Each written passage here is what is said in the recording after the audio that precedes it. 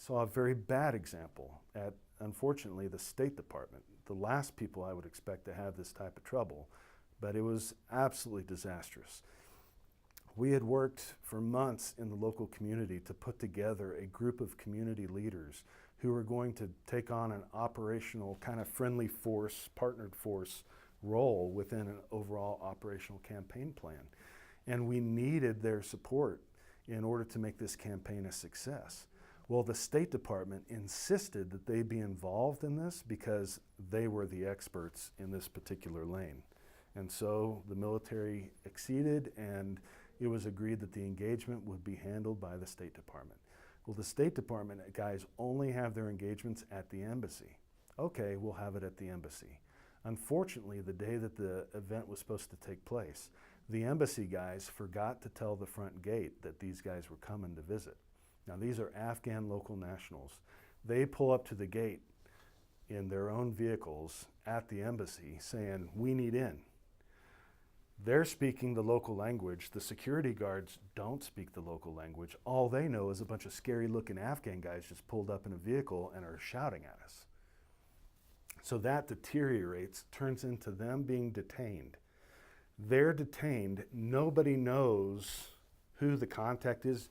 None of these local guys understand how you get into an embassy. They don't understand the bureaucratic nuances of if you just call this person, they'll vouch for you and they'll come and escort you. They don't understand any of that stuff. So it turns into a 45-minute detention before anyone recognizes that these guys are not late for the meeting. We've detained them at the gate. So there's this fast and rapid intercession, a bunch of apologies. We go down and get them and we escort them and we beg their forgiveness and apologize and bring them up. And as we're sitting down in the conference room where the engagement is supposed to happen, the deputy ambassador walks in and just sits down, no greetings, no formalities, and says, "Okay, this is what we need to have happen," and starts kind of rattling off their talking points from their own agenda that nobody else knows anything about. Well, about 10 minutes into the deputy ambassador's litany of talking points, another person walks in and says, "I'm sorry, Ambassador, but somebody else has the conference room at 10 o'clock. You've got to break this up." And the ambassador says, "Oh, sorry, it seems we've lost the conference room. Maybe we can do this some other time. It was very nice talking with you," and leaves the room. Doesn't shake any hands, doesn't say anything at all. Now, from an Afghan cultural standpoint, you have fallen out of the bad culture tree and hit every branch on the way down. You did not prepare to welcome these guys as guests. The ultimate disrespect. Then when you brought them in, there was no food, there were no refreshments, there was no welcoming by the senior person. The ultimate disrespect. And then when you talked for 10 minutes and got up and left and suddenly ended the meeting, you just heaped disrespect on top of disrespect. More damage was done in that single engagement with the local community than the Taliban could have ever hoped to accomplish through their means. It was just a disaster. And it was simply because of very understandable realities from our bureaucratic perspective.